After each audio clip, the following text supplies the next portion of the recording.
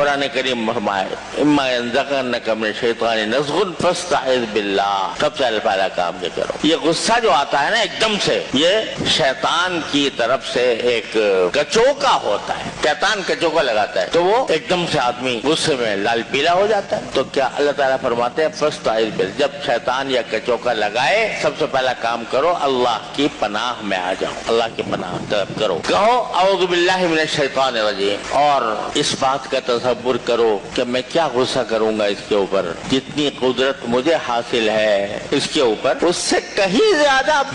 در زیادہ قدرت میرے پروردگار کو مجھ پر حاصل، وہ اگر غصہ کرنے لگے تو ہمارا کیا ٹھکانہ ہو۔ اسی کو فرمایا نبی کریم صلی اللہ علیہ وسلم نے، غلام کو مار رہے ہیں ایک صاحب اور غلام کی پٹائی کر رہے ہیں، سرکار دو عالم صلی اللہ علیہ وسلم دیکھتے ہیں تو فرماتے ہیں للہ اقدر علیک، یاد رکھو جتنی قدرت تمہیں اس غلام پر حاصل ہے، جتنا قابو تمہیں اس غلام پر حاصل ہے، اس سے زیادہ قدرت اور قابو اللہ کو ہے تمہارے اوپر۔ اس قدرت کے باوجود اللہ تبارک و تعالیٰ تمہیں کوئی عذاب میں مبتلا نہیں کر رہے، تمہیں رزق دے رہے ہیں، تمہیں کھانا دے رہے ہیں، تمہاری ضروریات پوری کر رہے ہیں، تمہاری پرورش کر رہے ہیں۔ تو اللہ کے بندے، ایک بندے کے اوپر اگر غصہ آ رہا ہے تو اس کو روکو، ختم کرو اس کو۔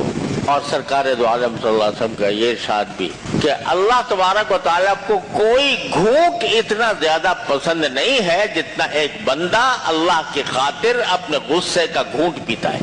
اب بولو بھائی، اگر اس غصے پہ عمل کرو گے، غصے پر عمل کرو گے تو شیطان خوش ہوگا، اور اگر اس غصے کو روکو گے تو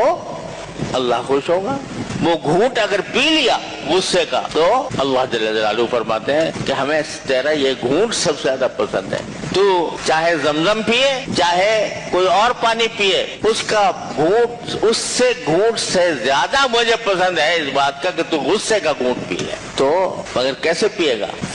صبر کی ضرورت ہے کہ اپنے نفس کو، دل چاہ رہا ہے کہ میں دوسرے کا منہ توڑ دوں، دوسرے کے اوپر ہاتھ اٹھا دوں، دوسرے کے اوپر کو برا بھلا کہہ دوں، جتنا برا بھلا کہہ سکتا ہوں کہہ دوں، مگر باغ ڈال کر روک لیا اس کو، اس سرکش گھوڑے کو باغ ڈال کر روک لیا۔ یہ صبر، اور اسی صبر کے ذریعے پھر جنت کے وعدے۔ سرکار دو عالم صلی اللہ علیہ وسلم فرماتے ہیں کہ میں اس شخص کے لیے جنت کے بیچوں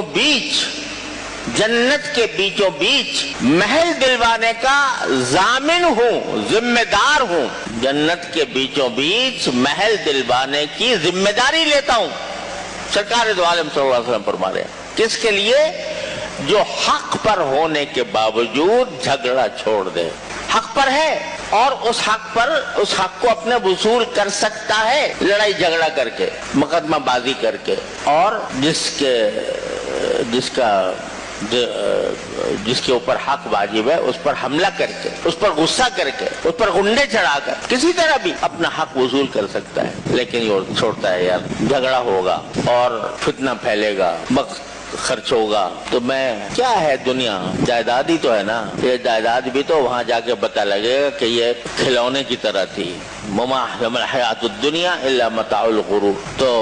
اس خیال سے چھوڑ دیتا ہے، یہ جھگڑا چھوڑو، دستبردار ہو جاتا، اچھا بھائی تم ہی لے جاؤ۔ تو کیا فرمایا سرکار دو عالم صلی اللہ علیہ وسلم فرماتے ہیں کہ میں